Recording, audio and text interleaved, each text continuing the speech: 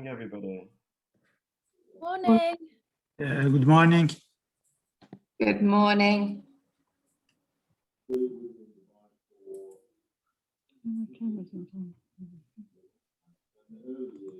So we will. Hi, Amanda. Hi there. Okay. Hello. So we will start if that's okay with everybody. So I just want to say thank you for joining us this morning to the last in the current series of the Bitesize events with DGB. So today we will be looking at how to use risk management to create opportunity in your professional services firm.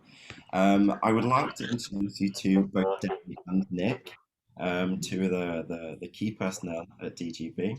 So Debbie is a trained in a major law firm and is a litigator with over 30 years experience. She set up DGB Solicitors in 2003 to provide litigation services, strategic legal advice, focus on problem solving and day-to-day risk management advice as well. As part of this, she regularly works with clients on strengthening their infrastructure, ensuring that they have contracts and policies and procedures in place that work for them, so bespoke services for the client in particular. And today's training is a snapshot of what DGB actually does to supply in-house services. Alongside Debbie, we have Nick. So Nick is a military veteran with over 25 corporate years experience in consulting and in protective security, risk and resilience management. Nick has worked in the highest levels of the FTSE 100 companies, protecting organizations from physical, people information, data protection and cybersecurity threats. So absolutely amazing experience there as well. And as well, risk management, business continuity, incidents and crisis management roles alongside. So Nick and Debbie both regularly work together as part of the Do Good Business Collective. So I definitely recommend you have a look at that collective there. It's a multidisciplinary team of owner-managed professional service suppliers. So an amazing group of people with a lot of experience that love to soundboard off each other as well. So over to yourself, Debbie. I'm going to turn my camera off now. Thank you very much for listening. Over to Debbie and Nick. Thanks very much, Ryan, for that introduction. And yes, as Ryan says, this is the fourth and last in our current Bitesize Legal Insights talks. Some of you have been along before, but for those that haven't, they are short, sharp insights into particular topics. And today's topic, as Ryan indicated, is how to use risk management to create opportunity in your professional services firm. And we hope we're going to really excite you about this because risk management does represent opportunity as well as protection. A couple of bits of housekeeping. First of all, if the platform goes down, just go out and come back in. I think we've got the muting sorted out actually, because there was a little bit of feedback there, but that seems to be sorted. If you can leave your cameras on, that would be great, because it just gives a bit more potential for interaction. Any problems with the sound quality, just put a message in the chat and we'll pick that up. And I'm going to hold my hands up now and say I'm operating the PowerPoint. So there may well need to be people unmuting going, move the slide. We'll see how we get on today. So let's start with moving that slide on. DGB Solicitors, what do we do? Well, we draft key commercial documents. We provide discrete or ongoing commercial advice. We advise directors and shareholders on their duties and responsibilities. We resolve disputes. And very crucially here, we provide business risk management consultancy services. What are our credentials to speak today? Well, I think Ryan has touched on that already, but Nick and I both do our own risk management. We both get involved from time to time in disputes, and particularly myself, reviewing how clients and their opponents have managed risk, and that can be very instrumental in the outcome for our clients. And we both get very involved in business risk management work. We're both practitioners and we're involved in strategic development.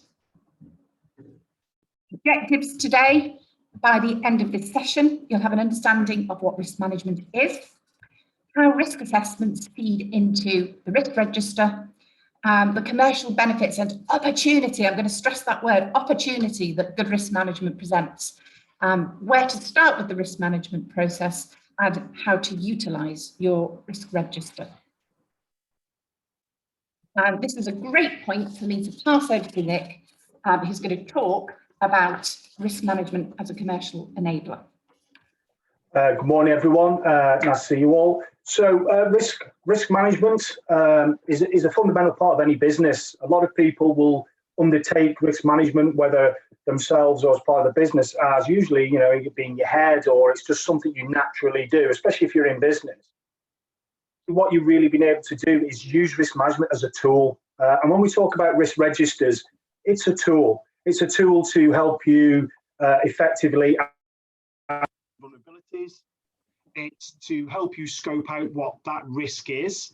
It's there to help you manage that risk. And by doing all of these things, it does two things. It will help you protect your business. And it will also, if you do it correctly, will help you enable your business to do better business, to be able to evidence your resilience as an organization. And what we find, especially at the moment, is, especially after things like the pandemic, is organizations or clients are really interested in you evidencing that you are a safe bet. So like I say, we're going to talk about how it can enable a business, not so much about the protection, because it is a key part, but actually by understanding the risk and what that might mean for your business and even for your suppliers and or your clients, is that having that register is a really fundamental focal point of that. And it has to be part of a formal process, depending on the size of organization, obviously, but definitely it needs to be a formal process. So how does everything start? The next point below, I'll just touch on that quickly now, because I think it's really important how risk assessments feed into your risk register. I see risk in two parts to an organization. There's their internal risk management, and that means about how the risk you may face in delivering a service and or a product to a client. And that includes things like your HR, your finance, procurement, your IT, all these things that enable you to do business. Therefore, understanding the risk is really important. And your external risk is that of those things outside which may affect you. That could be your supply chain. That could also be your client. And I'll come back to that one a bit later on. But when we talk about risk, I'll just give a brief example of how risk assessment feed into a risk register. When I talk about internal risk, and I've already mentioned about HR, that's people, we talk about finance, each function should really have its own little risk register, because each function has a number of risks, and all of those risks affect the overall organization. So how it would normally work is that HR would have its own little risk register. It would conduct a risk assessment on key personnel, employment law, disruption through industrial action, all these types of people risk, from a security background, insider threat. Those risks from HR, for example, would then fit up into the board level risk register, and therefore you would rate that risk delivering from the individual internal functional risk piece. How does that commercially benefit you? Well, let's use HR as an example again. Key personnel, do you want key personnel to go to a competitor to leave your business, which could leave you in a difficult position? That could be a sales director, that could be even the MD of a business if you own groups of businesses. So actually understanding those things and making sure that you're looking after your staff properly, that you're taking away any risk to your business, i.e. insider risk, that will always benefit your business. And if it's done correctly and you've identified those risks, it gives you that foundation, that platform to be able to grow, to be able to evidence to suppliers, to clients, to regulators, for example. Do you want to go on to the next slide, please, Debbie? So what does that mean? So what might good risk management help you achieve? And again, what we're talking about enabling here. We're not talking about the protection piece, because that's a whole separate piece. But if you can evidence good risk management, it will help you gain accreditations. Now, we all know that certain clients or certain sectors require certain, whether it is a legislative accreditation or a best practice accreditation. So people will talk about ISO 9001. Yeah, that's not necessarily a legal requirement, but you will see more and more companies requesting that because it shows infrastructure and structure of the business. So risk management would be part of that ISO 9001 as an example. Good risk management will help you be able to demonstrate legal compliance. For example, Health and Safety at Work Act. Yeah, you need to be able to show your health and safety risk to mitigate that risk. That will help you show if there is a problem that you are actually demonstrating legal compliance. Contractual compliance, again, what are the risks in that contract? Are they financial penalties? Are they delivery or production schedules? Yeah, so risk management, will this stop me producing my product, therefore delivering? Yeah, that will help you by showing good risk management and mitigation or transfer. That will help you show that you can contain and sustain contractual compliance. Obtain finance, attract investors, reduce insurance costs. I spend a lot of time working with organizations from every sector and helping them reduce and mitigate their risk to improve their insurance premiums. It's not just the premiums, it's also the actual fact that the impact on the business. What will this do, or what can you use this tool to do? You can use this tool to increase the value of your business in the eyes of, one, your own organization, two, supply chain, because again, if you're a supplier, you want to make sure that your clients aren't going to not pay your bills, for example. And also with potential clients, you can evidence and be proactive. But also good risk management can shorten a lot of due diligence process, especially if you're looking maybe to sell a business or even acquire business, understanding risk management processes.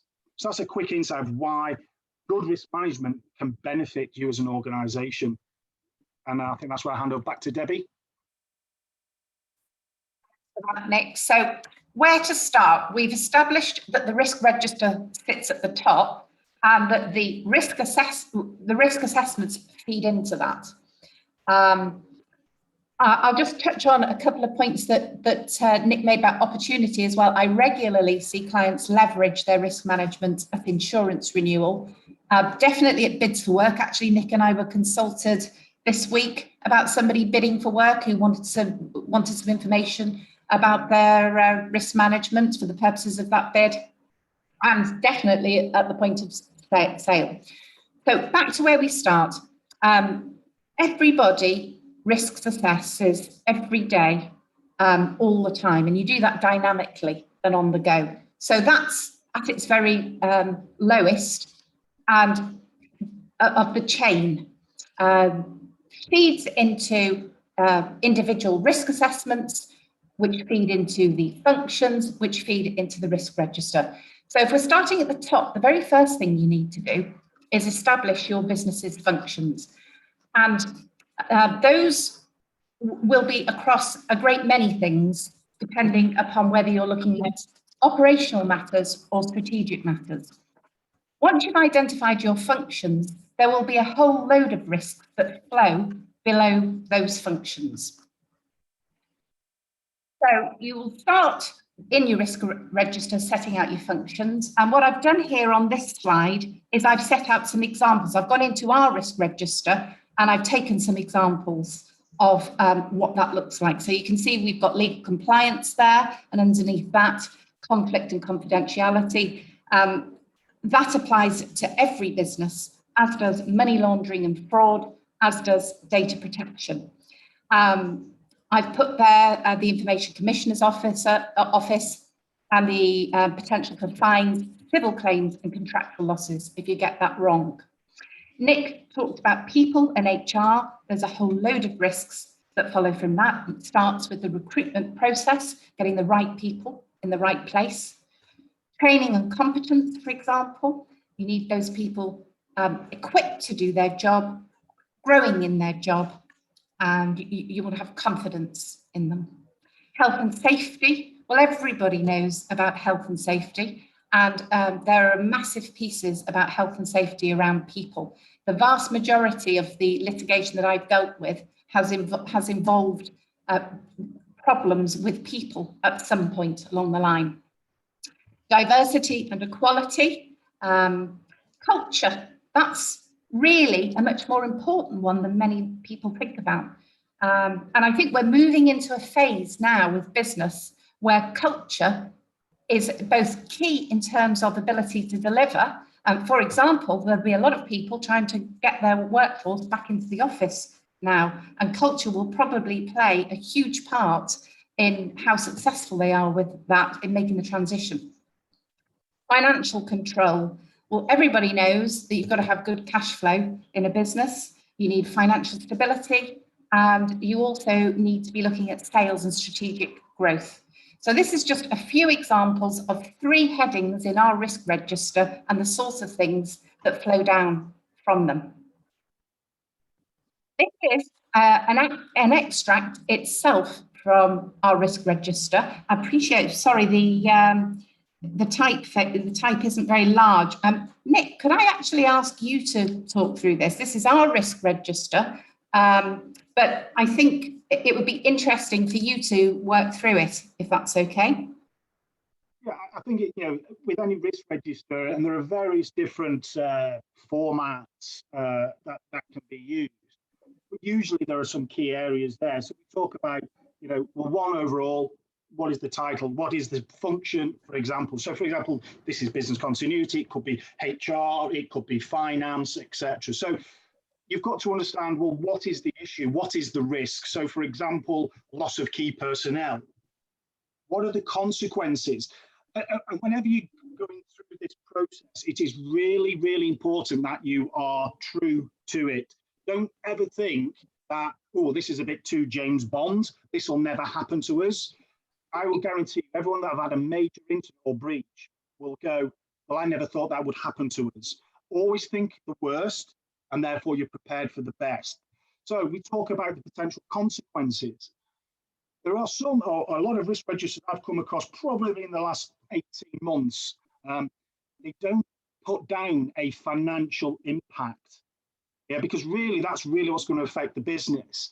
Now, that can be through many things, as if you look at data protection, an example, there's an ICO fine.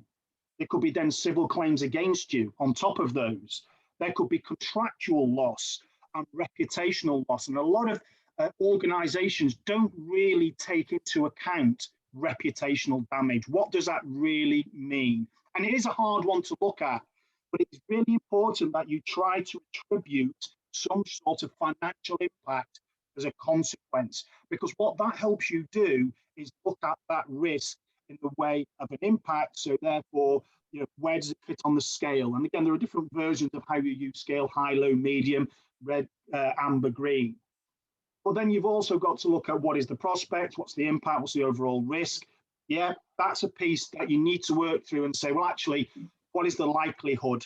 And be bluntly honest, and sometimes that's why people use third parties, is because it can be quite neutral to that, rather than, you might be quite unfortunately blinkered into your organization or even your sector and don't forget the right things. What is your response?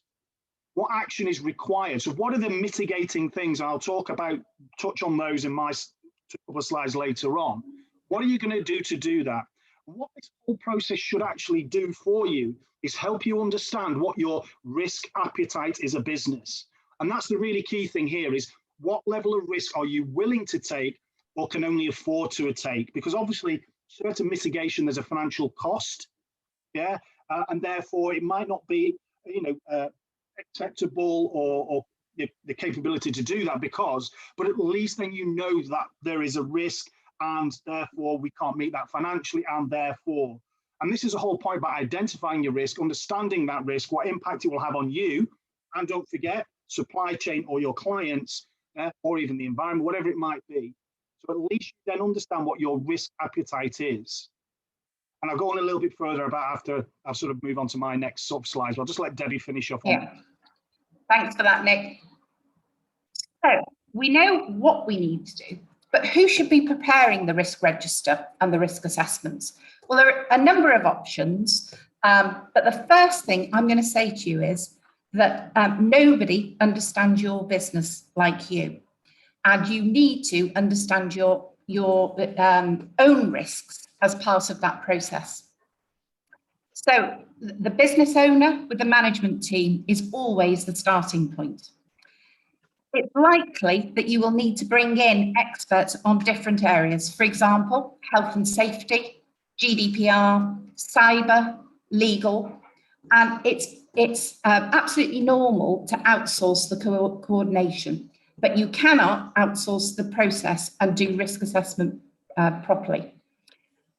So the next point, we've got external suppliers, and I've touched on a few of those. And the approach I personally endorse is a hybrid one, getting in the expertise where you need it, and proper dialogue between the team that you're using and the management team, because that's the only way I think the proper risk is going to be identified, addressed, and fed through.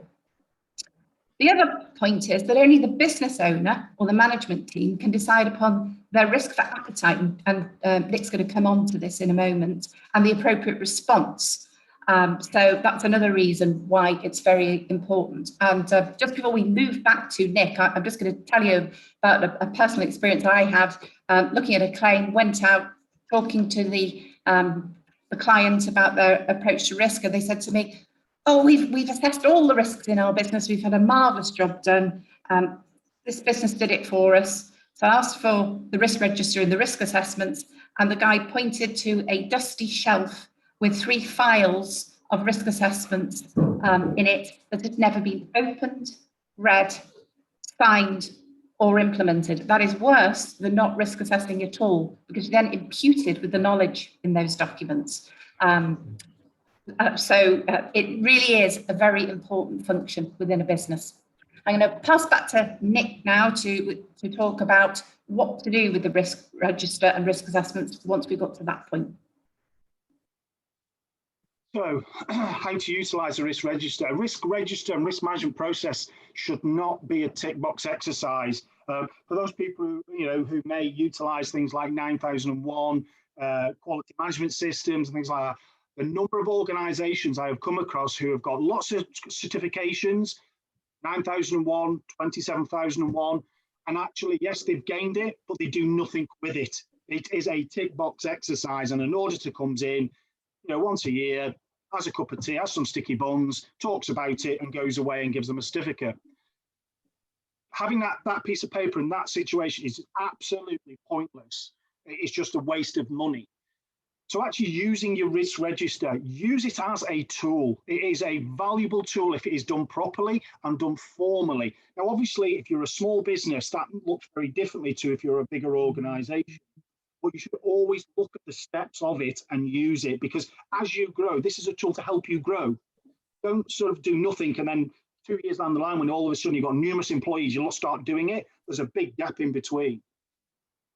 With a risk register, great, you've got one, you've done the proper processes, you understand your appetite, but you've got to keep reviewing that. Businesses change, your environment changes around you and that business and that sector. We only have to look at what's happened in the last 12 to 18 months. That whole piece has changed. Lots of people used to have pandemic business continuity from SARS and bird flu. Most of that hasn't been touched in 10 years. All of a sudden, it's just useless because the company have moved on too far. Make sure that it's, everyone has signed off that is involved in that process. And I'll talk about accountability and responsibility in a minute. You need to walk through those risks, and think about the actual impact. You've got to be true to yourself and to your business. Just going, yeah, we're just going to go through it. Yeah, that might be all right. No, be truthful. Engage the people within your organization, or as Debbie said, maybe subject matter experts, whether that's health and safety, security, whatever that might be. Engage them to give you some really positive sort of feed into that decision. It is your decision at the end of the day. You've got to prioritize those actions, again, in line with your own capacity and capability as well, and that includes the financial piece. You can't do everything, but if at least you know what the potential issue is and the risk is, you can at least put something in place to try and reduce that risk. And that's what people are looking for. Health and safety is a classic. Have you done everything you physically can, financially, physically, to do to reduce the risk of somebody having an accident? If you can show all that and show your risk assessments and your method statements, then yeah, you're going to do that. So make sure you prioritize things. Once you understand what your risk is, how are you going to mitigate that? Are you going to avoid it? So I'm not going to use that supplier because they're always in the papers and trouble. Or I've done a financial check and they have serious financial issues. Avoid, yeah. Reduce risk, policy, processes, equipment to reduce that likelihood or that impact of something happening.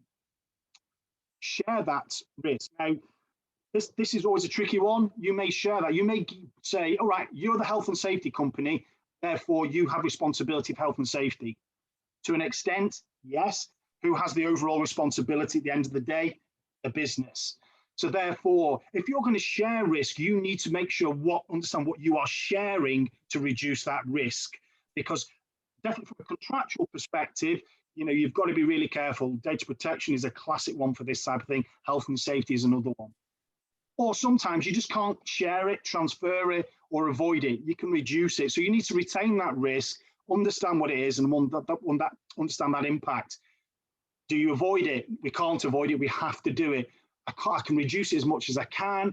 I could share it, but I have to retain that risk. I know I've got it, and therefore everyone's aware of it. Can we move on to the next slide, please, Debbie? So responsibility and accountability. Again, when I talk to boards, I also always talk to them about accountability and responsibility. So if we go back to the functional inner piece, in internal risk, HR director is responsible for HR risk, health and safety, whatever it is. People have to understand what their responsibility is in line with those risks, and also their accountability, especially at a board level. Yeah, at the end of the day, if there's a health and safety incident, yeah, it book stops at the top, but also there's an area of responsibility and accountability as you move down that. Action and measures you've put in there, lots of people have it and will put it on the side, and they may come, if you're lucky, come back to you once a month. But actually, what you need to positively do is show that action has been taken. Now, sometimes that might be delayed. Document it, why it's been delayed. It's really important that you show this. Track any actions. Make sure, depending on high priority, is that those actions are tracked, whether that's weekly, monthly, quarterly, depending on priority. This is the whole things you need to be able to do at that right-hand side of your risk register. Keep the risk register so people are seeing it, talk about it. Your risk assessments, you'll do it for health and safety because it's a legal requirement, but look at the other ones, look at your risk assessments, get those responsible for those risk assessments to review them on a regular basis, either annually or if there is a change within that area. And what you should never do is just overwrite that version. What you need to be able to show if there's a legal issue that you have gone through your risk, and we use health and safety, we can use data protection as a classic one, and even cyber security. Show them the journey you've gone along. Yeah, version 1, this is what we've come up, this is what we're doing. Great. 6 months down the line, here we go. Version 2, we've done this, we've done this, we've done this, and our risk profile is reducing. It has to be a formal process guide. This is about one, I said from one side is protecting yourself, but again, it's also evidence to any potential clients that you are a sustainable, secure, and safe organization to work with. Why? Because you understand your risks and you deal with those risks. And you can have some really good conversations with clients these days about how that risk is shared, or they support the covering of that risk, etc., etc. So risk registers, take it seriously, ensure there's accountability and responsibility, named individuals in there or a position. Make sure it's tracked, priorities, and don't override it. Show the journey you've gone along.